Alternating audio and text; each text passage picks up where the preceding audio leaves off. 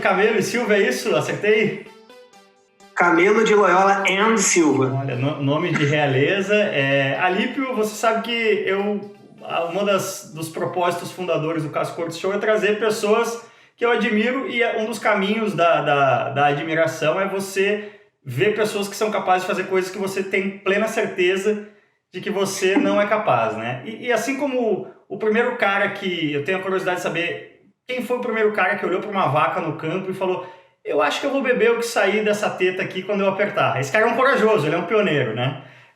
No caso do voo livre, o seu esporte me parece um salto de muita, literalmente, né? Um salto de muita confiança ou coragem ao desconhecido, né? Qual foi o primeiro momento que você falou: eu acho que eu vou sair correndo barranco abaixo aqui e me atirar desse abismo e ver o que acontece se essa coisa aqui em cima de mim me faz voar? Cara, é muito engraçado, geral pergunta, assim, né? Cara, o mais engraçado é que eu nunca tive aquele sonho, assim, né? Que a maioria das pessoas conta, fala assim: nossa, quando eu fechava o olho eu sonhava que estava voando, ou meu pai era piloto e eu sempre sonhei voar com ele, assim, uma questão que eu nunca tive uma história romântica dessa para contar, assim, relacionada ao voo livre. Foi meio que assim, tipo, a gente tinha uns amigos que a gente costumava fazer escalada em rocha junto, no Rio, e aí o pai de um deles era um cara que era ex-voador, assim, um cara mais velho, voava na década de 80, e falou: cara, esse negócio é a cara de vocês, larga essa porra aí, vocês não vão querer saber de esporte nenhum mais. Sim. Tipo, mano, vamos... Mas a escalada, você já tinha uma coisa com a escalada em rocha que já é uma brincadeira com a gravidade, com a altura, com o limite vertical aí. Já tinha que lidar com a altura, então a altura nunca foi, na real, um problema, assim, mas é muito mais a sensação de exposição, né? Então a escalada tem muito isso também, você está exposto, né? Você tá numa rocha que, tipo, você está sujeito à queda, você está sujeito a você cuidar da sua própria segurança, qualquer vacilo você está colocando sua vida em risco. É um esporte de risco também, né? A escalada você começou com que idade? A asa delta? A escalada com que idade?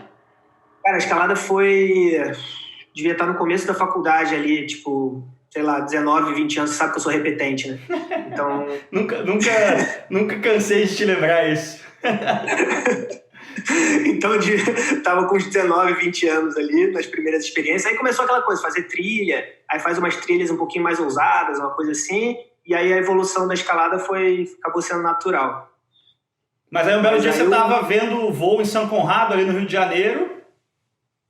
A gente faz parte um pouco da cultura do Rio, né, a Asa Delta. Então, todo mundo passa ali em São Conrado, olha para cima e vê a galera voando, mas eu era totalmente ignorante, assim, eu não tinha noção do que o esporte era. Assim. Eu conhecia o que todo mundo conhece: você decola da montanha e pousa na praia.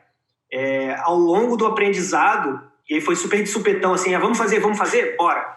E aí, ao longo do curso, que eu fui entendendo, que você sobe térmica, que você pega a corrente de ar que está subindo e consegue colocar na altura, parecido com o voo de planador, né? Com um pouco menos de performance, e que você consegue viajar distâncias, 100, 200, 300 quilômetros. Isso eu nem imaginava, assim, acho que a maioria das pessoas nem imagina. E foi até com esse gancho, assim, foi esse incômodo que eu tinha, assim, de tão pouca gente conhece o negócio, que eu acabei depois tendo essa vontade de investir em programa de TV, em contar essa história para mais gente. A gente já vai chegar lá, mas o fato de você ser ignorante, entre aspas, em relação ao esporte, você acha que de repente até te ajudou no processo de aprendizado, de você chegar sem preconceitos, digamos assim? Cara, eu acho que foi, porque a maioria das pessoas... Hoje em dia eu faço voo duplo, né? E a maioria das pessoas que vêm voar comigo sempre tem o primeiro bloqueio, aquele negócio da altura, né? Nossa, eu vou me jogar num negócio. Nossa, não sei o quê. E esse bloqueio você tem nesse primeiro contato, mesmo que você vá fazer um voo duplo com o instrutor, né? Sim. Que eu nunca tinha feito, né? Eu fui direto pro curso. Assim, começou no level hard. Oi? Começou no level hard já. É que na verdade nem tanto, sabe? Porque o começo do curso, ele é mais ou menos... A gente compara muito com uma aula de snowboard ou de esqui, assim, né? Você vai num plano com o esqui, aí você sobe no barranquinho e desce um pouquinho. Aí você sobe um barranquinho um pouquinho mais alto, desce mais um pouquinho. E aí você vai ganhando altura e vai se acostumando com ela aos poucos. Assim. Você não faz voo duplo no curso. A primeira vez que você decola já é sozinho, mas nessa analogia do esqui. Um voo curto, acho que deve ter uma questão de grau, né? Também de você não ganhar muita altura, né? Então, o mais curioso é isso. Primeiro, assim, é possível você aprender, incluindo voo duplo no aprendizado. É até legal, tem muita gente que faz, e hoje no Rio, inclusive, é o mais comum. Mas na minha época era um pouco mais raiz, assim. Era uma asinha pequena, um bacalhau, que a gente chama, né? Que é a asa velha, assim, geralmente. Por que bacalhau? Ah, não sei de onde vem a expressão bacalhau, mas é como a galera chama a asa velha, assim. Uhum. Não sei se faz, sei lá, que a vela vai ficando velha, fica aquela coisa que parece pele de bacalhau, Uhum. assim. Mas a galera você já vai direto pro jogo, né? E aí nada mais é do que já é um pré-aprendizado de decolar e pousar. Você decola e pousa. Dá um voozinho curtinho, decolou, pousou. Nesse processo de aprendizado, é mais difícil a decolagem ou o pouso? Cara, o pouso sempre é uma coisa que as pessoas demoram mais a aperfeiçoar, assim, sabe? Obviamente, está todo mundo sujeito a errar a decolagem, é um negócio também que você vai aperfeiçoando no começo, mas a decolagem é aquela coisa que não tem como dar errado, né? Porque se der errado, fudeu. Em alguns casos, você está muito exposto. Então, geralmente, a decolagem sai muito perfeita da escola, assim. O aluno sai decolando muito bem. O pouso é que você vai, aí, errou um tempinho, aí dá uma capotadinha, não sei o que, dá uma caída de bica no chão, rala um joelho, rala um cotovelo. Então, é um negócio que demora a pessoa pousar aquele bonito, assim, pousinho de ginástica olímpica, né? Aquele paf. Assim. Você teve um acidente que eu conheço, né? Que você tem uma cicatriz no braço, um acidente grave em decolagem. Foi o único grande acidente que você teve? Foi o maior? Eu tive esse acho que foi o maior, assim, foi o mais, vamos dizer, traumático, né? Porque teve fratura, teve coisa. Foi uma decolagem, foi realmente uma decolagem mal sucedida. Tinha 2 anos de voo, assim, e isso no esporte é absolutamente iniciante, assim. Uhum. Né? Você era um bebê panda. Oi? Você era um bebê panda com 2 anos. Muito, muito comparado a um bebê panda, assim, apesar das vezes das pessoas com 2 anos de voo já começam a se achar, assim, né, que é a parte mais perigosa, assim, você começa a achar muito do caralho, começa a fazer coisas que você nem imaginava, você fala, caralho, tô bom pra caralho nisso, aí você... É um excesso de confiança. É o que o pessoal até chama de síndrome do intermediário, que é aquela coisa tipo, cara, segura tua onda aí, vai, faz teu voozinho aí, pousa onde você conhece, sabe assim, tipo, se acalma aí, porque o negócio, se bobear, tua vida tá em jogo ali. E aí foi isso, assim, tipo, eu fui numa decolagem, que era um dia difícil de decolar, não é uma decolagem ideal, assim, comparada a uma pista na chuva, vamos dizer assim. Sim. Um dia não foi na hora correta, eu estava com um equipamento que já era um pouco mais avançado do que o meu nível na época, assim, e eu não decolei bem, assim, sim. Foi uma junção de fatores. Você fala que não era o tempo correto, a questão qual é o tempo ideal? É quando vem o ar quente de baixo, a térmica, né? Qual é a condição que proporciona isso? Em geral, a gente decola contra o vento. Uhum. Então, você tem que estar... digamos que a decolagem seja nesse sentido, o vento tem que estar vindo aqui, porque justamente é o vento contra que te ajuda a ter flutuabilidade, né? É um aerofólio, ao contrário do aerofólio do carro, ele é para te jogar para cima. Né? Sim. Então, você tem que justamente dar essa energia para conseguir a sustentação. Quando tem um pouquinho mais de vento é um pouco mais fácil, você dá 2, 3 passinhos, às vezes já sai voando. Quando está vento parado, você tem que compensar na tua corrida e gerar o vento relativo. Uhum.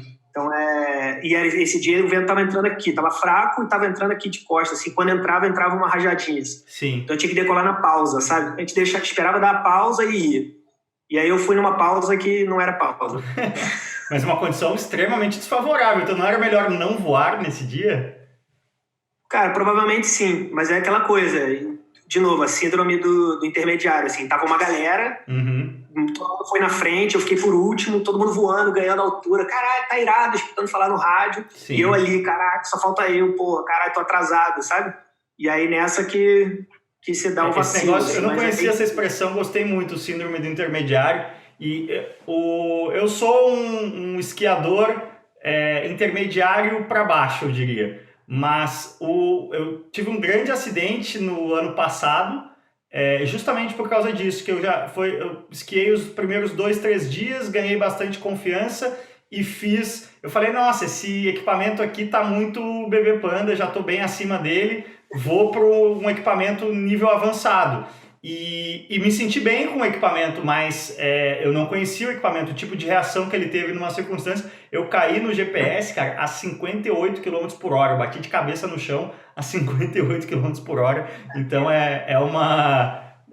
você vê que... 58 pro zero, né? Exato. O Jeremy Clarkson, agora do Grand Tour, ele tem uma frase clássica. Por isso que eu até perguntei a diferença entre a decolagem e o pouso. Porque ele fala, ninguém nunca morreu por acelerar a 300 km por hora. As pessoas morreram por desacelerar bruscamente de 300 a 0. Então, acho que o grande... porque assim, me corrija se eu estiver errado, mas os acidentes mais graves, eles acontecem na decolagem ou no pouso? Os acidentes eles são mais frequentes no pouso, mas quando acontece na decolagem, ele geralmente é mais grave, porque dependendo do lugar, você está cercado de pedra, ou você está num abismo, ou tem uma rua que passa embaixo, ou tem um fio do lado, poste, sabe? Na maioria dos casos é uma matinha, assim, no Rio é super protegido de vegetação, então às vezes você só fica espetado na árvore ali, tá tranquilo, sabe? Sim. Mas acontece. No Brasil, o voo livre, o centro é principalmente sul de Minas? Cara, de popularidade é no Rio de Janeiro, né? Porque você é a vitrine do Brasil e é super turístico e tem a operação do voo duplo já há muitos anos. Tem o histórico do PP, né? Nosso atleta mais famoso, assim, que, né, ficou enraizado na cultura do Rio, assim. Mas favorável à prática, aí geralmente a gente vai para o interior. Então, tem sul de Minas aqui, na região que eu tô, é muito bom, assim, tipo, principalmente nessa época de primavera. Assim, você tá em qual cidade agora? Eu tô em São José da Barra, na verdade é perto da represa de Furnas, em Capitólio. Eu tenho uma operação de voo duplo aqui, que a gente faz, voos de instrução, e aí eu aproveitei essa quarentena para ficar quietinho aqui no rancho. Eu fiz o voo duplo uma vez lá em São Conrado e recomendo demais a experiência. E você falou da questão da altura, a grande coisa que me incomodou, assim, que me deixou receoso, era o fato de eu, absolutamente ignorante em relação ao esporte, eu ter que ter um papel na decolagem, né? Se fosse uma coisa assim, não, fica parado aí que eu tô... Por exemplo, eu já saltei de paraquedas, também tandem, que chama, né? Duplo 3 vezes. E no salto de paraquedas, você tá 99,9% na mão do instrutor, né? Você meio que é só passageiro ali, é só ficar parado e depois abrir bem o braço e a perna e beleza. No voo duplo da Asa Delta, se, por exemplo, o cliente, né, que está tendo a experiência, se ele tiver uma reação abrupta na hora um medo de decolagem, pode acontecer alguma coisa, né? Geralmente o instrutor ele fica muito atento a uma das grandes, acho que, necessidades de você quando começa a fazer voo duplo é justamente avaliar o aluno ou aluna, né? Tipo, fazer aquela leitura da comunicação corporal da pessoa, né? Sim. Se tá suando frio, se tá assim, a gente faz um ensaio de corrida antes, aí às vezes a pessoa já na corrida, mesmo simulando assim, né? Já vê que a pessoa já tá assim, tá apoiando no teu ombro, tá pesando o ombro aqui, você fala, não, tira a mão, pega mais leve, respira e tal. Você já vetou algum aluno? Falou, olha, você não vai dar. Deu um tapa na cara, assim. Get a hold of yourself. Comigo não. comigo ainda não aconteceu, mas acontece, assim, de você ver assim, cara, e depende muito também do peso, né? Às vezes você tá levando uma menina de 55 quilos, tudo bem se ela, às vezes, na hora dobrar o joelhinho ali e, né, no meio da corrida, porque acontece isso, no meio da corrida a pessoa amolece, dá aquela... aí tipo, você tem que arrastar a pessoa, sim, praticamente. Aí quando é uma pessoa leve, você consegue arrastar ela. Quando é um cara de 100 quilos, aí você tipo, já fala, cara, amigão, dá uma relaxada aí, vamos ver se, né, conversa, entende se a pessoa quer voar mesmo. Tem gente que vai naquela assim de tipo, tô indo para vencer um desafio, sabe? Não, preciso me superar. E a pessoa às vezes nem quer muito aquilo, sabe?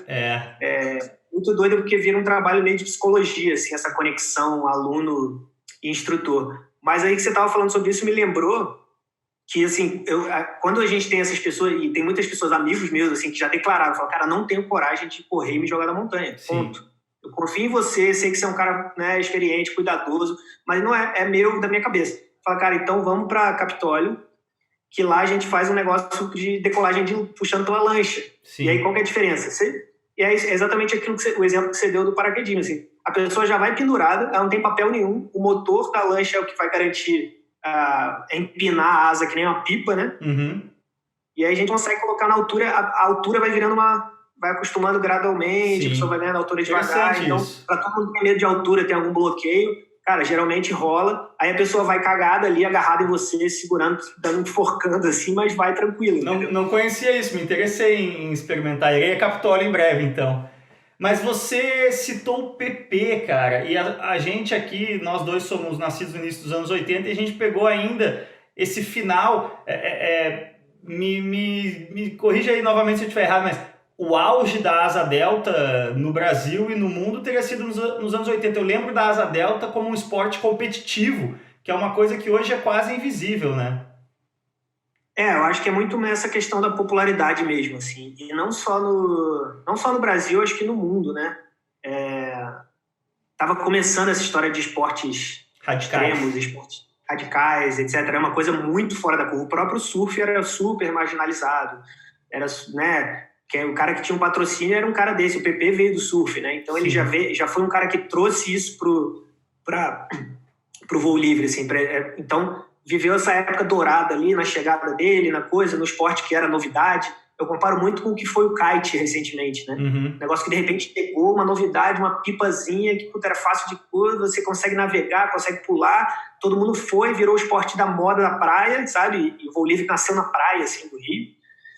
Então rolou esse boom, assim, e naturalmente quando o esporte foi migrando para performance e a própria fatalidade do PP deu uma esfriada, assim, Que sabe? ano foi o acidente do PP? Cara, se eu não me engano foi em 91. E é muito louco 91? que as pessoas andam na avenida do PP no Rio de Janeiro, comem sanduíche no quiosque do PP e muitos não sabem, né, o que foi o PP, né, a dimensão que teve. Sim, e eu costumo falar muito, assim, que tipo, ele é um cara responsável pelo que o Brasil é hoje até mesmo no surf, sabe? Ele foi o primeiro cara que, sei lá, naquela década de 80, se não me engano foi em 80 ainda, que ele foi o primeiro cara a ir para uma final de pipeline, sabe? Pô, o Pipe Masters, que é o Holy Grail do surf mundial, um brasileiro lá pela primeira vez, sabe? Competindo com os caras de frente a frente, assim. Então é um cara tanto que veio do surf, foi pro voo e foi esse embaixador, assim, e realmente, assim, pouca gente de fora, às vezes do Rio, tem essa referência hoje. Né? Essa coisa que você falou, e eu ouvi recentemente o podcast do Joe Rogan, né, que é o podcast mais ouvido nos Estados Unidos, e ele estava com o Tony Hawk, né, a lenda aí, maior nome do skate mundial em todos os tempos, e o Tony Hawk, cara, ele falou, nos anos 90, meados ali, 95, 96, ele disse que ele estava fazendo show em shopping, cara, feirão de carro usado. O que foi isso? Ele falou, houve um boom imenso do skate ali no fim dos anos 80 e início dos 90, muito em cima do vert, né, que é a modalidade dele. Aí o skate passou para o street e o vert virou uma coisa totalmente descartada, totalmente uncool, né? E o próprio skate também teve uma questão meio ficou uma coisa meio cultural, marginalizado, mainstream, tirou. Então ele fala, quando teve esse boom dos anos 80, 90, ele com 17 anos no high school, comprou a primeira casa dele com vista para o mar. E assim, não por um devaneio, justamente o contrário, ele estava gastando dinheiro só em bobagem, e o pai falou, não, pega esse dinheiro e coloca num imóvel, pelo menos. E aí depois, ele falou que foi meio que quase que do dia pra noite, assim, o business acabou, evaporou, e ele falou, eu quero continuar andando de skate, então era isso, o cara lá ia fazer um feirão de carro usado no shopping, trazia um half-pipe, sei lá, pagava $1.000 pra ele e os amigos, e eles andavam. E aí ele fala que a retomada veio com o X Games, que o universo de radicais é um antes e outro depois dos X Games, que começa acho que no fim dos anos 90, né? Sim, já foi bem nessa época que o voo livre já era mais super nichado. Assim, né? Como é que é o voo livre competitivo? Basicamente, você está falando de quem cobra a maior distância. Não necessariamente. Os campeonatos, eles são como se fossem regatas de vela. só que com pontos totalmente virtuais e baseados em coordenada de GPS, em aparelhos, e 3 dimensões, né? Porque você tá o tempo todo... não é exatamente uma reta, tem um que está em cima do outro, vocês podem estar juntos aqui, mas o cara que está mais alto tá melhor porque ele está indo mais na frente, pode acelerar mais.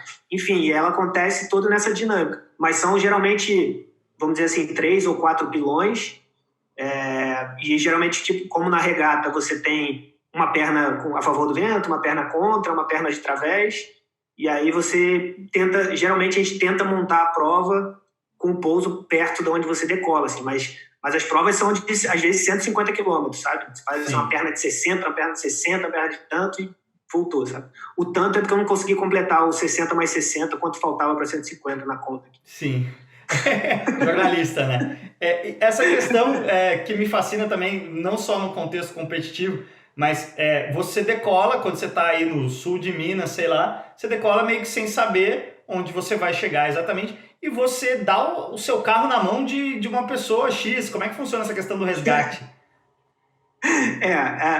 Em alguns casos é uma pessoa X, mas geralmente a gente vai com alguém que já trabalha, assim, já tem isso como serviço, assim, sabe? Um motorista, vamos dizer assim, especializado. A gente chama o resgate, né? Tem esse cargo aí no esporte, que o cara vai, ou a mina, vai com coordenada, sabe mexer em rádio, sabe falar no rádio, sabe ver coordenada de GPS, sabe rastrear, às vezes, um link que chega no celular, que a gente vai com rastreador por satélite, né? Tem o Spot hoje, que é um aparelho revolucionário, assim, né? Esse negócio de encontrar a pessoa, né? E esse, na verdade, é o meu voo preferido, assim. Eu curto mais esses voos de distância livre do que o próprio campeonato, sabe? Eu uso muito o campeonato como treino para você voar rápido e eficiente para voar à distância, assim. Porque para mim a onda é essa, tipo, decolar, vento de cauda, vamos ver até onde a gente vai parar, sabe? Ou já vai com uma meta pré-definida, assim, puta, eu quero pousar lá, e aí, tipo, na cidade, sabe? O que é um voo longo, assim? Tá falando de 150 quilômetros, 100 quilômetros? Cara, é tudo relativo, né?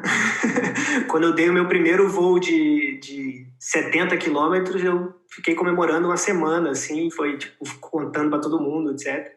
Mas, às vezes, no começo do voo, só de você pousar num lugar alternativo, já é do caralho, assim. Você tá acostumado a voar, ficar ali e pousar embaixo da rampa. Sim. Aí você, puta, vou tentar pousar ali. Aí você faz um voozinho, aí devagarinho você vai crescendo. Hoje o recorde mundial, se eu não me engano, é 767.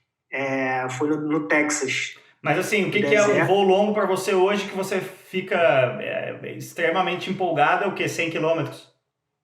Não, o meu recorde é 408. Nossa. E eu fiz essa distância 2 vezes já, e fiz uma outra que foi 380 e pouco, assim, todas no mesmo lugar, na Paraíba, lá no sertão do Nordeste. Quanto tempo? Um voo de 400 quilômetros é um voo de quantas horas? Cara, eu fiz ele primeira vez em 8 horas, e depois eu consegui fazer um pouquinho mais rápido ali, mas 7 horas e meia, uma coisa assim. A galera que bateu o recorde dessa rampa que eu fiz essa distância, que voou 612, se eu não me engano, ou se eu não me engano teve um pouquinho mais, 600 e alguma coisa, assim, uns 12, 15 quilômetros a mais, eles fazem também nessas 10 horas, assim, sabe? Então tem que ser, por isso que assim, quanto mais você quer voar longe, mais eficiente você tem que ser. Sim. Porque você tem a janela do sol ali, né? Sim. Então os recordistas hoje, eles tentam aproveitar da melhor forma possível a janela do sol ali para voar mais longe. Porque sem o calor do sol não tem a térmica, é isso? Exatamente.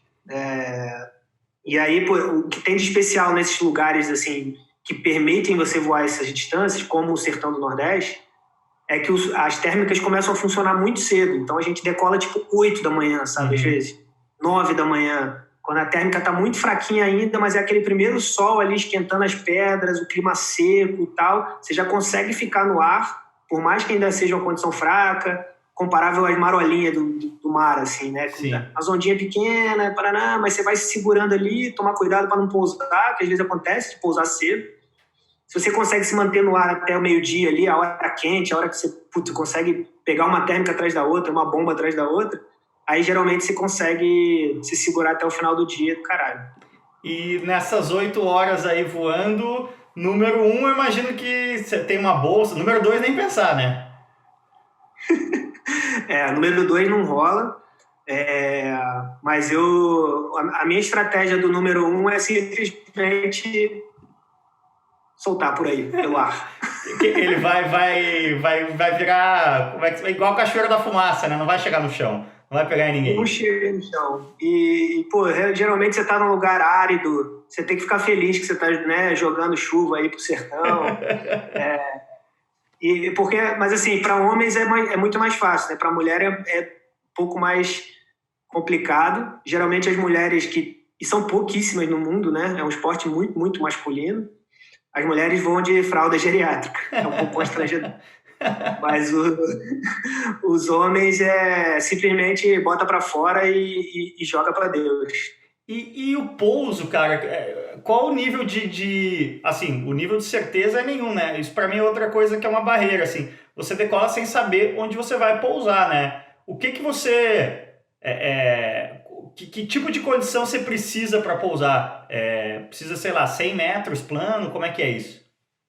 Cara, às vezes não precisa ser tanto 100 metros, assim. Às vezes um terreninho de 50, às vezes um pouco menos até funciona. Depende muito de como que são as cabeceiras, né? O que tem em volta. Se é um terreno que tá plano, tá legal, mas, puta, tem poste em volta, tem casa do lado, compromete. Você tenta... Quando ele é mais curto, você tenta chegar na cabeceira bem baixinho para você só precisar de um pouquinho de pista ali para ir matando a velocidade e pousar. E se aparecer uma vaca no meio do caminho?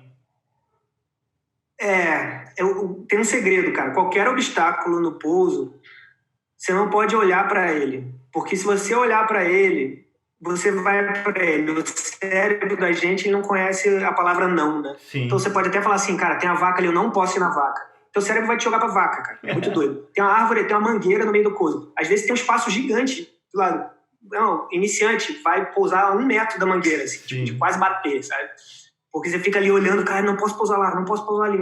Quando você vê, você tá dentro dela já. Isso é do automobilismo, é a mesma coisa, né? Se tem um buraco na pista, uma coisa, ou mesmo a trilha de moto, você nunca pode olhar porque a sua coordenação olho-mão naturalmente vai te levar para lá. Mas você já teve algum perrengue assim de pouso, de alguma coisa que apareceu de última hora? Cara, deixa eu pensar. Cara, já aconteceu assim de você não enxergar fio. Isso é comum em alguns lugares, assim. Principalmente em zona rural, você não tem como os postes da cidade, né? Às vezes é um pau, assim, que tá num lado do terreno, o outro tá no outro, e tem um fio passando, assim... E você só vê quando chega em cima. Oi? E você só vê esse fio quando chega em cima dele. Aos poucos você vai ficando com a visão treinada de... Quando você vê os pauzinhos, assim, você olha de cima e vê os pauzinhos, você já deduz assim, beleza, se eu tô vendo um pauzinho aqui, um pauzinho ali, tem um fio entre eles, sabe? Mas, às vezes acontece, você pega de surpresa, assim, sabe? Outras coisas que são meio traiçoeiras, cupinzeiro, tá ligado cupinzeiro? O formigueiro de cupim, né? Você olha, parece um montinho de terra, né? Quando você chega mesmo, a porra dura pra caralho. E aí e às vezes fica meio escondido no mato, etc. Então, mas, cara, com o tempo você vai vendo, vai aprendendo a fugir dessas armadilhas, sabe? Mas o legal é que você conseguiu fazer algo que eu também tenho muita satisfação em ter conseguido, que foi transformar uma paixão, no meu caso, o automobilismo, os carros, em profissão. Você juntou também o jornalismo, né? Enfim, você é o produtor, diretor responsável, não sei exatamente, aí por 2 séries no canal Off, justamente desses 2 esportes, né? O Travessias, de Asa Delta, e a outra série do Felipe Camargo, me escapou o nome agora. É o Escalando o Brasil. Escalando o Brasil. Como é que é porque a gente sabe que assim como existe todo na escalada principalmente, até a gente já trouxe aqui no Caso Corso Show Marcelo Maragni, né, fotógrafo também de esportes de natureza, existe a primeira coisa, por exemplo, para fotografar uma escalada você tem que ser escalador, né? Então como é que é todo esse lado de técnico para filmar asa delta e para filmar a escalada? Cara, foi tudo muito, no caso da asa delta, assim, foi tudo muito experimental, né? E por mais que a gente tenha outras produções absurdas, assim, de qualidade, em que eu me inspirei muito para idealizar essa, com esse formato, com essa pegada que a gente queria, nunca tinha sido feito, assim, que era de realmente gravar, produzir, né, um voo de distância, de aventura como esse, real, ali, na hora, entendeu? Tipo, tanto que muita coisa dava certo, muita coisa não dava, a gente escrevia, às vezes, um roteiro e acontecia uma coisa completamente diferente, inesperada, e a gente tinha que, no final daquilo tudo, juntar e montar um programa de 25 minutos. Sim. Então a gente ia na base da redundância, assim, sabe? Era câmera em todas as asas, drone, um diretor de fotografia que nunca tinha visto voo livre de perto, o cara do drone é a mesma coisa. Mas, assim, no primeiro episódio, todo mundo meio que, caralho, é isso mesmo? Tu viu o negócio de frente pela primeira vez, viu que a asa decola, ganha altura e desaparece, aí tu fala, caralho, não sei se eu vou conseguir fechar o programa, sabe assim? E aos poucos a galera foi entendendo, foi pegando, e a gente também foi se adaptando a esse lance de estar sendo filmado, né, que era uma novidade para muita gente. Quem são os participantes da série? E ao longo... Oi, não entendi a pergunta. Quem são os participantes da série? Eu chamei o Beto Schmitz, que é um cara que é 8 vezes campeão brasileiro, e o Marcelo Abbott, que é um amigo meu, um cara que voava comigo já em campeonato, a gente voava de equipe junto, assim. E o Betinho, ele já, nessa época, ele estava dando muita ênfase a um voo de coaching, assim, né? Ele, como se fosse um pós-doutorado, assim, um mestrado, um MBA da Asa Delta. Quando você está voando, você voa bem, você está lá e aí ele te dá um curso meio de avançado, assim, né? De ler nuvem, de voar, ele voa junto com você. Sim. E vai te dando dica, e vai falando, não, fecha mais, abre mais, etc. Ele estava nessa pegada. E aí aquilo ali foi mexendo comigo, eu falei, cara, talvez seja um cara para ser o protagonista, para ser o líder, para justamente nessa de comunicar com os outros participantes, ele aproveitar e estar comunicando para quem está assistindo em casa. Sim, você está passando conteúdo para quem está assistindo. E aí acabou tudo se encaixando. Assim. Isso no automobilismo, cara, é uma das melhores coisas que existe, assim, que você mais consegue evoluir, só que são raras essas oportunidades. Eu fiz isso em Nürburgring, e foi uma das melhores decisões, os melhores 500 euros que eu já gastei na vida, que é o anel norte de Nürburgring, são 23 quilômetros, né? Dizem que você precisa de no mínimo 100 voltas, meio que para saber mais ou menos para onde vira, mas você tem essa opção lá de fazer um curso e que vai um cara que tem 10 mil voltas lá na sua frente com um rádio. E a possibilidade de você pegar a referência, de ter o expertise do cara ali em tempo real, a taxa de evolução se acelera demais, né? Não, é absurdo. E a leitura que um cara desse tem, um cara que tem 40 anos de voo, sabe? Putz, às vezes é um negócio assim, pô, você tá muito acelerado, você tá com a barra aqui. Aí ele fala assim, não, abre a barra mais um pouquinho. Aí você vê, caralho, comecei a subir mais. Tipo assim, quem ia te falar isso, sabe? Voando do seu lado, assim, ninguém. Então foi divisor de águas, assim, tanto que a gente resolveu trazer esse conceito pro programa, assim, foi bem maneiro. E aí foi uma série de quantos episódios durou Travessias? Foram 11. Foram 11 episódios, aí cada um é uma rampa em um local do Nordeste. E a gente foi tentando fazer com que elas, na medida do possível, se conectassem. Assim. No começo era difícil, porque era Bahia, a gente ia subindo Alagoas, Pernambuco, Pará. Quando a gente chegou na Paraíba, é que a gente conseguiu jogar para oeste mesmo, assim, aproveitar o vento, e aí conectando as rampas. A gente decolou na Paraíba, pousou no Rio Grande do Norte. Aí decolou no Rio Grande do Norte, pousou no Ceará. Aí decolou no Ceará e pousou quase no Piauí. E nisso tem uma equipe por terra correndo atrás de vocês para cada fim de dia. É pesado para os caras também, né? Muita quilometragem. Porque não é em BR tudo.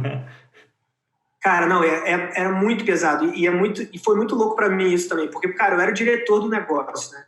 Então eu tava, ao mesmo tempo, voando, que é um negócio que totalmente consome sua mente para você estar voando com performance e tudo. E ao mesmo tempo pensando no conteúdo. Então tinha que pensar no que eu tava falando... e ao mesmo tempo pensando onde estão os caras, né? Vocês vão chegar onde a gente vai pousar, o que eles estão fazendo, sabe assim? A partir do momento que a gente decolou, os caras estão por conta própria. Meu irmão, foram os heróis, assim.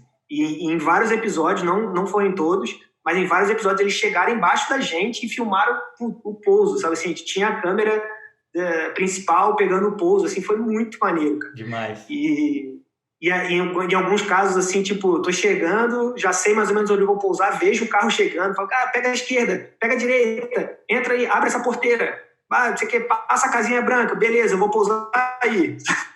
Aí, cara, preparou o quadro lá e pegou. Falou, nesse sentido é muito parecido. E as histórias que eles contavam era quase tão emocionante quanto as nossas em voo, assim. Sim. A galera assim, não, você não tem ideia, o Túlio às vezes era o cara que mais dirigia, né? Não, você não tem ideia do Túlio nos quebra-molas, você não tem ideia.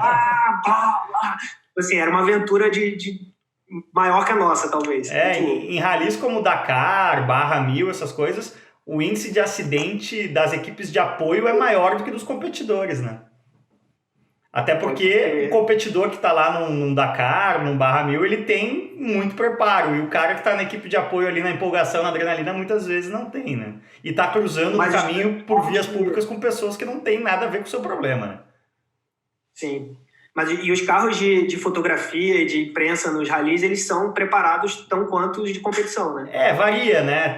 A gente fez, até falei bastante no episódio do Maragni, em 2011 a gente fez o Dakar com uma Amarok que era preparada para competição. O Maragni meio que pioneirizou isso aqui na mídia brasileira. Mas me chamou a atenção essa coisa que você falou também, que é muito parecida com o nosso papel no Acelerados, que é essa coisa de estar pilotando um carro, mas ao mesmo tempo dirigindo o conteúdo, pensando no conteúdo e com a preocupação da fala, né? Você é ator, diretor e atleta ao mesmo tempo. E no seu caso você ainda tinha porque nós pelo menos ainda estamos num ambiente controlado numa pista, né? Você ainda tinha toda essa incerteza logística aí, é muita coisa para uma cabeça. Não, era muito consumo mental, assim. A gente geralmente terminava o dia, assim, tipo, morto, assim. Aí muitas vezes ainda tinha que estar no meio do nada, assim, ainda tinha que viajar para chegar num outro lugar onde você vai dormir. Sim. Aí o cara que ficava fazendo o logger, coitado. O cara ainda tinha que chegar no hotel, logar, esvaziar os cartões para no dia seguinte a gente estar gravando de novo, cara. Então era aquelas coisas que a câmera não mostra, são as mais interessantes. Esse aí só dormia no carro durante o dia, né? À noite não dormia nunca, o logger. Mas cara, às vezes... Fala. Não, às vezes se revezava, aí o piloto de drone tinha que assumir o volante, o cara apagava atrás. Eu só escutava as histórias, né? Porque eu chegava e eles estavam lá inteiros. Então... Isso o quão difícil é fazer audiovisual. Não necessariamente difícil, não vamos querer ser tão herói aqui, mas é muito mais complexo por trás do que as pessoas que assistem na média têm ideia, né? E o escalando pelo Brasil, como é que foi o conceito? Foi uma sequência natural depois do Travessias? Você meio que adaptou o mesmo conceito do voo livre para escalada? Teve um princípio parecido, que era de mostrar um lado da escalada que estava meio que explodindo assim na época em São Paulo, estava morando em São Paulo, né? E eu via muita gente indo para a rocha e tal para fazer o que a gente chama de escalada esportiva, né? Que não é necessariamente você subir grandes montanhas, é aquelas pequenas paredes aí, tipo de 25, 30 metros, às vezes só um esticão de corda, e tem uma coisa de convivência, de lifestyle. Você vai para um lugar onde tem um paredão, fica a galera escalando ali e é muito mais voltado para a dificuldade. Puta, eu consegui fazer aquele lance, consegui fazer aquele. Quando o cara não consegue, o outro fica ajudando. Fica com uma galera, um tocando violão aqui, um na rede atrás, o outro com um cachorro. Então, essa dinâmica do montanhismo que é um pouco diferente, assim, do que altas montanhas, 2 pessoas isoladas, dias no mato, sabe? A galera vai lá, vai para um lugar maneiro. Uma coisa mais comunal. O dia inteiro, volta... É mais atlético e mais social, assim. Sim. E é um pouco parecido com a dinâmica que a gente tem nos ginásios, né? Da galera escalando junto ali, se ajudando.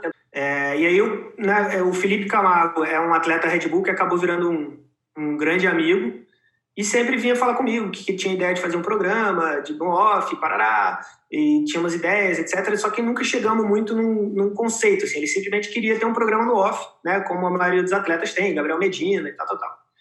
E eu tava tinha acabado de entregar, vamos dizer assim, estava entregando ainda o Travessias de Asa Delta, os últimos episódios, então eu estava com aquilo muito fresco, assim, do que o canal estava procurando. Eles estavam muito mais atrás de lifestyle, de trip, exatamente essa pegada que a gente deu para o programa, muito mais do que grandes atletas com grandes performances e a vida do atleta. Então eu falei, cara, você topa fazer um formato diferente, assim, tipo, mais voltado para lifestyle, sabe o que, sabe o que? A gente conversou, eu fui dando umas ideias e ele foi gostando. E aí a ideia foi o seguinte, eu falei, cara, vai ser uma trip de amigos, indo escalar vários lugares do Brasil, voltados para escalada esportiva, com um diferencial, assim, eu queria ter uma metalinguagem, assim, eu queria ter... E aí foi engraçado você falar isso, né, o câmera da escalada, ele tem que escalar. E eu falei, pô, vou incluir esse personagem. Sim. Tinha um outro programa do Off, que era o Pela Rua, que era de skate. E aí você tem não só os atletas de skate, mas os videomakers e fotógrafos que estão ali fazendo as imagens com os caras, interagindo com eles. E aí eu inseri o Gabriel Tarso, que é um fotógrafo de montanha e videomaker, enfim, que é voltado para esse mercado de aventura. Conversei com ele, ele adorou, é um cara que escala também.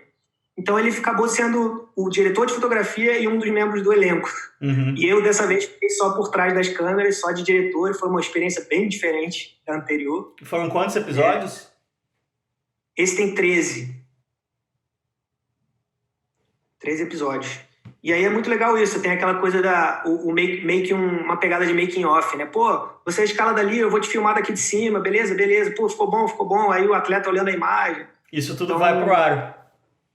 Isso tudo foi pro ar e ficou bem natural, assim, porque realmente a galera acabou ficando realmente amiga, pessoas que não se conheciam tão bem, assim, conheciam, sabiam quem era, mas se conheceram ao longo do processo e terminaram, assim, tipo, aquele clima de família, né? Então foi bem natural, ficou bem bonito.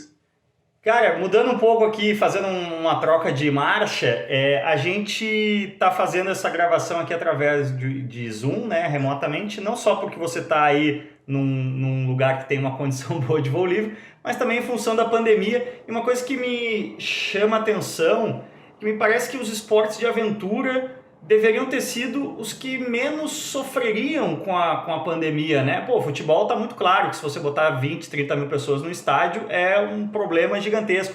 Mas parece que sim, que o pessoal se retraiu muito, né? Como é que tá? A indústria meio que parou na quarentena, tá retomando lentamente? Como é que você tá sentindo aí? Eu sinto que tá todo mundo, vamos dizer assim, abraçando essa causa do isolamento, muito porque talvez é aquela coisa, né? Ah, eu faço o esporte sozinho, mas se 30 pessoas tiverem a mesma ideia que você, vocês vão gerar uma aglomeração. Se você for para uma falésia que todo mundo vai estar a galera lá. Então, acho que todo mundo, a maioria, né, das comunidades de esporte de ação, assim, esporte outdoor, absorveu essa questão da quarentena, assim. Mas tem uma vertente, assim, que está buscando alternativas, sabe? E eu acho que quem costuma fazer, e aí eu tenho absolutamente nada contra, assim, desde que seja com a responsabilidade de, cara, não estou realmente colocando ninguém em risco, não estou me misturando com ninguém, e outra, não estimular isso, sabe, não ficar postando, falando, pô, tô escalando, etc, e o cara que tá lá de abstinência em casa sofrendo, sabe? Sim. Então, eu acho que tá rolando muito mais isso, assim, sabe? Quem tá podendo, dentro da sua consciência, dentro da sua responsabilidade, praticar, ir pra rua, ir pra natureza, fazer uma trilha sozinho, tá fazendo e tá mantendo low profile, que eu acho que é o melhor caminho. Você acha que vai haver um novo normal num lugar como São Paulo? A gente tem certeza. Você acha que vai haver um novo normal dos esportes de aventura, que certos procedimentos de, sei lá, compartilhar corda numa escalada, fazendo um exemplo estapafúrdio, mas você acha que a gente vai ter novos protocolos que vão ficar mesmo depois desse pior passar? Eu não acho que vai mudar muito, acho que de esporte para esporte, né? Acho que tem muitos que são realmente coletivos e que geram aglomerações naturalmente.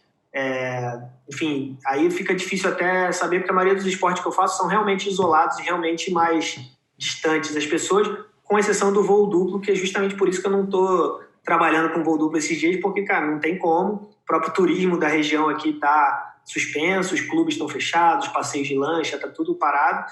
Mas à medida que voltar, a gente acredita muito que, cara, vão ser esses locais e vão ser essas atividades que acho que vão atrair mais gente, assim, sabe? A corrida sozinho na rua, num parque, vai ganhar mais força, sabe? Muito mais do que as academias, do que locais fechados. Sim. Ou coisas desse tipo. Então, eu acredito muito num boom, assim, num pós-guerra positivo, assim, para para esportes ligados à natureza. Eu acho que o Brasil ele tem uma proporção bizarramente pequena de pessoas que praticam o esporte outdoor, versus não só o tamanho da população, mas versus as nossas paisagens, né? A gente tem muito terreno propício para isso, e são poucas pessoas que trocam a esteira da academia por uma corrida de aventura aqui na Serra da Cantareira. Quando eu vim para São Paulo em 2006, já faz 14 anos, eu fiquei perplexo com a Serra da Cantareira, porque eu fui conhecer depois de 2 anos. Ninguém nunca tinha me comentado, que você vai fazer? Eu vou fazer uma trilha na Serra da Cantareira, eu vou andar de bike na Serra da Cantareira. Quando eu conheci, eu falei, peraí, isso aqui tá a meia hora da cidade e ninguém vai, ninguém usa, ninguém comenta. A gente não tem essa cultura, né? De fato, esperamos até que essa cultura se fortaleça aí. Mas você falando os seus 2 esportes, né, são muito ligados a regiões muito remotas, assim. Dá para dizer que você se considera um conhecedor do Brasil de verdade, entre aspas? Pô, cara, acho que o Brasil é grande demais, assim, mas eu acho que principalmente o voo livre, ele permite muito isso, assim, de eu conhecer municípios em que eu jamais iria, por qualquer outro motivo, além de eu ter simplesmente pousado lá, ou de estar na rota de resgate para a volta, ou enfim. E é muito engraçado, sempre que eu conheço alguém fala assim, não, eu sou de Minas Gerais, não, eu sou de um município que você não vai conhecer. Eu falei, não, fala aí. Aí fala, não sei o que, perto de sei lá onde, tô ligado. Tipo, então, você vai tendo uma noção até geográfica mais legal, né? Porque geralmente a gente conhece as cidades à medida que a estrada vai evoluindo, que é o que vem depois, o outro que vem depois. Sim. A gente conhece, assim, sabe que uma é atrás da serra, que a outra tem sei lá o quê. Você começa a ter uma noção, vamos dizer assim, do mapa do Brasil na vida real. Assim. Você já foi parar em algum lugar muito remoto, assim, que você deu um susto, a galera nunca tinha visto nada igual, você viu uma espécie de alienígena chegando? Cara, isso é o que mais acontece, assim, principalmente com criança, né? Crianças são sempre as primeiras a aparecer, então elas estão sempre, sei lá, não sei se está olhando para cima, ou é pipa, ou sei lá o que, ou se simplesmente são as pessoas que estão mais curiosas e sem vergonha de aparecer, mas é sempre assim, tipo, chega gritando, tá aqui, aí quando você vê, fala, puta, lá vem, aí vem um batalhão de 8, assim, e sempre com as perguntas parecidas, assim, como é que você veio para aqui? De onde você veio? De onde você é? Como é que isso não vai? Como é que você vai embora? Acabou o vento? Não sei o que, a gente já tem algumas respostas padrão, assim, mas às vezes é sempre um encontro interessante, assim. Eu tenho algumas histórias, assim, de encontros inusitados que foram muito loucos, assim, que até é muito comum as pessoas te levarem para dentro de casa. Falam, pô, tá escurecendo, não quer entrar lá em casa? Pô, vamos estamos esquentando um jantar aqui, fica aí para jantar, então, assim, o brasileiro médio, cara, é muito hospitaleiro, assim, tipo, é absurdamente hospitaleiro, principalmente em Minas Gerais, Nordeste. Cara, você não imagina o que é você, tipo, o mais cedo eu tava, meia hora atrás eu tava na nuvem e agora eu tô na mesa com a Dona Maria aqui. Sim. Que tá fritando um ovo pra mim, assim, é muito louco. E aí daí é que surgem histórias e papos, é sempre muito rico, assim, essas experiências surpresa. O mineiro, nas minhas experiências, ele sempre tenta te matar de congestão, né? É sempre uma fartura impressionante. Você lembra de algum caso, assim, algum personagem específico que marcou nesses encontros aí? Um ovo muito bom que a Dona Maria fritava? Cara, teve um mais recente foi esse com o pessoal do Ceará, o pessoal de Quixadá. Eu decolei lá na Paraíba e pousei em Quixadá, no Ceará. E foi exatamente isso, assim, eu estava exausto, minha água tinha acabado no início do voo, eu estava desidratado, morrendo de fome. E foi exatamente isso, assim, tipo, eu cheguei, não, pô, desculpa, eu pousei aqui, mas pô, não queria assustar o seu gado, sabe o quê? Ele, não, que isso, vem aqui que minha mulher vai conversar com o senhor, não sei o quê. Quando eu vi, eu tava comendo farofa, ovo, etc, e provavelmente era a única comida que tinha na casa, a pessoa nem teve nem dúvida de me oferecer, assim, e eu também não tive a menor dúvida de aceitar a situação que eu tava. E aí rola uma conversa, assim, cara, um contato de mundos, assim, que não teria de outra forma, né? O cara da cidade grande do Rio, que morando em São Paulo, conhecendo a senhora que tem uma chácara desse tamanho em Quixadá, sabe? Teve uma outra vez que foi muito legal também, que foi no Vale do Jequitinhonha, né? Uma região super humilde lá pro norte de Minas. E eu fiz um voo que foi o recorde da rampa na ocasião, quase 200 quilômetros. pousei num vilarejo desse tamanho, no vale, dentro, na beira do rio, do Jequitinhonha, e era Dia das Crianças. Então era feriado, 12 de outubro. Sim. Cara, veio criança de tudo que é lado. Era uma cidade, sei lá, de 200 habitantes e devia ser 100 crianças, porque pareceram 30 em volta da asa, assim. Então devia estar feriado, todo mundo em casa, todo mundo brincando. Cara, foram todas, não sei o que, me ajudaram a desmontar, me ajudaram a carregar. Eu tenho uns vídeos até, que são assim, as crianças, assim, tipo, 5 crianças carregando a asa desmontada, outras carregando o cinto e não sei o que. E aí teve um menino que ficou conversando comigo até de noite, tipo, até ele dormir do meu lado, assim. Ele ficou conversando, sentou do meu lado, conversando, perguntando. Menino, sei lá, de 8 anos. E aí ele chegou uma hora que ele cansou e dormiu, assim, do meu lado. Tipo assim. E aí juntei depois com os pais dele, todo mundo parente, né? Aí juntei com os pais dele no boteco, ficamos tomando cachaça. Quando o resgate chegou para me buscar, eu tava bêbado, já era noite e cheio de história para contar. Que demais, Real Brasil. Isso aí, cara, até você tá numa posição única para responder uma pergunta que eu tô fazendo para todos os convidados, que é se o Brasil tem jeito, né? Você tem uma visão positiva, assim, esse contato com o Brasil interior, digamos assim, te dá mais ou menos esperança para o Brasil? Você tem um otimismo aí para os próximos anos? Cara, eu tenho. Eu acho que, sei lá, eu acho que a nossa sociedade ela é muito jovem, né? E acho que a gente pensa que tem 500 anos ali, pouco mais de 500 anos nessa configuração, pelo menos, que a gente tem de sociedade. Acho que a gente está, às vezes, aprendendo muita coisa, e aprende, às vezes, na marra, aprende levando, né, paulada. De democracia a gente tem 35, né? Pois é. Então, acho que a gente está nesse fluxo que, às vezes, eu acho que por mais que, às vezes, a gente pareça perdido, ou que a gente pareça que a gente está dominado por pessoas ruins, ou corrupção, ou, enfim, tudo isso que a gente vê de injustiça, cara, a essência do brasileiro, da cultura brasileira é exatamente essa galera, sabe? Você vê que as pessoas, eu acredito muito que as pessoas são essencialmente boas, que todo mundo vem de uma formação original, bem intencionada e querendo o bem do próximo, e às vezes ao longo do caminho a gente vai sendo corrompido, ou ficando confuso, ou está em processo de superação de dificuldade. E muitas vezes essa corrupção vem numa fase da vida em que você é muito jovem, né? Você é corrompido pelas circunstâncias sem nem mesmo ter a consciência disso, né? Você tem um processo de lavagem cerebral, às vezes, muito danoso, ou às vezes você tem muitas experiências traumáticas mesmo, né? De quem vive em comunidades carentes e conhece o horror da vida muito cedo e acaba ficando dessensibilizado, né? Não, total. Eu acho que grande parte dessa corrupção, vamos dizer assim, dessa maneira tortuosa que algumas pessoas têm, vem, acho que às vezes, desse bombardeio de coisa, de informação e que vem acompanhando a gente, principalmente a gente que está em meios urbanos, assim, a vida toda, né? Então você vê essa galera que está lá, que foi criada daquele jeito pelo pai, pela mãe, pela avó, você vê que a essência boa das pessoas está ali, sabe? Eu acredito que é esse tipo de pensamento, essa cultura, vamos dizer assim, original do Brasil, que eu acho que tem tudo para salvar a gente. O Brasil, ele é referência em termos, por exemplo, o kitesurf, a região ali de Jericoacoara é referência mundial pela condição. Para o voo livre, o Brasil é um país muito favorável. Vem muito gringo voar aqui, não? Cara, vem pouco, por incrível que pareça, costuma vir pouco, assim. Tem... Os poucos que vêm bastante. Então, tem tipo uns 8, assim, que estão sempre aí, sabe? Que a gente encontra nos campeonatos, etc.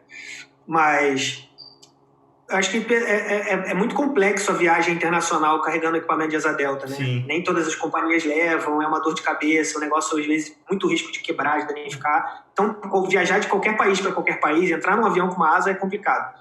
Mas, assim, o Brasil eu chutaria de que é o melhor lugar do mundo, assim, porque você tem lugares muito fortes como esses, em que voa 600 quilômetros, e, obviamente, isso acontece numa temporada específica. Só que pela continentalidade do Brasil, ao longo do ano, assim, você consegue voar no inverno, no Cerrado, muito bem. Na primavera, você voa praticamente no Brasil inteiro. No verão, você consegue voar mais para o sul, de uma forma, uma distância. Tudo vai depender muito da época que está mais seco, em que tem mais variação de frio e calor, mas você consegue voar praticamente o ano inteiro se você não tiver preguiça de pegar uma estrada. E esses gringos, assim, esses 8 caras, eles têm relatos, assim, nesses encontros com o Brasil de verdade que você estava falando antes, você tem depoimentos do que os gringos acham, se essa hospitalidade choca eles de alguma forma? Não, eu acho que sim. Eu acho que todo mundo que vem para o Brasil voar fica apaixonado por voar no Brasil, porque é realmente muito diferente da casa deles, né? Essa hospitalidade a gente não encontra de forma tão comum no Brasil. Por exemplo, eu já voei na Flórida, eu voei na Austrália e na Flórida. Mas na Flórida eu voei um pouco mais, assim, então eu tive um pouco mais de experiência de contato com proprietário de terra, por exemplo. O cara não é nada raro o cara aparecer com uma arma e falar out of my property. Sim. Sabe assim? Não é nada raro, principalmente na Flórida. Mas então a galera realmente se acostuma a isso, e acho que gringo principalmente com festa, né, cara? Porque o brasileiro é isso, a gente terminou de voar, se não estiver dirigindo, já dropa uma cerveja, já vem bebendo de volta. O happy hour acontece voltando no carro para casa, né? Com exceção do motorista. Mas então os caras estão acostumados a isso, tipo, cidadezinha de Minas Gerais, sempre vai ter uma festinha, uma baladinha de frente pra praça, um negócio assim que é completamente fora da realidade dos caras. Sim, que demais. Alípio, hoje está chegando perto aqui do limite de 1 hora, faça aí o seu jabá. Travessias e Escalando Brasil voltam pro off? Como é que tá? A gente tá há um tempinho aí desenhando a melhor segunda temporada para os dois. As 2 temporadas desses 2 programas foram muito bem recebidas assim, por público, pela direção do canal. A gente sempre já terminou a primeira já falando sobre fazer a segunda. Estamos só vendo realmente, né, data, etc., orçamento. Mas esses 2 programas eles estão disponíveis no Off-Play. Você consegue acessar lá pelo Off, você consegue assistir tanto Travessias de Asa Delta quanto Escalando Brasil, todos os episódios. Então, fico feliz se todo mundo assistir depois, mandar comentários, se curtiu, o que gostou, o que gostaria de ver mais, que a gente ainda está em processo de construção aí das próximas. E para encontrar você diretamente, qual é o Instagram? Ou Twitter? Eu estou no Instagram Alípio_Loyola, e Loyola com Y. Lochola. Lochola. E eu tenho também, a gente já com outros 2 sócios, o Asa Delta Furnas, que é essa escola de voo que a gente tem em Capitólio, justamente para levar tanto o pessoal para um voo panorâmico, turista, mas também para ensinar, para desenvolver novos pilotos. Esse mecanismo da lancha, de decolar da lancha e pousar na água, é uma facilidade muito legal para o aprendizado também. Demais, experimentarei certamente. Se você gostou desse papo aí, compartilhe, por favor. Copie o link aí no seu tocador de podcast favorito, manda para os parceiros, porque ajuda demais a fortalecer os irmãos aqui do Cássio Cortes Show. Como sempre, valeu demais, Alípio, e valeu demais para você aí do outro lado.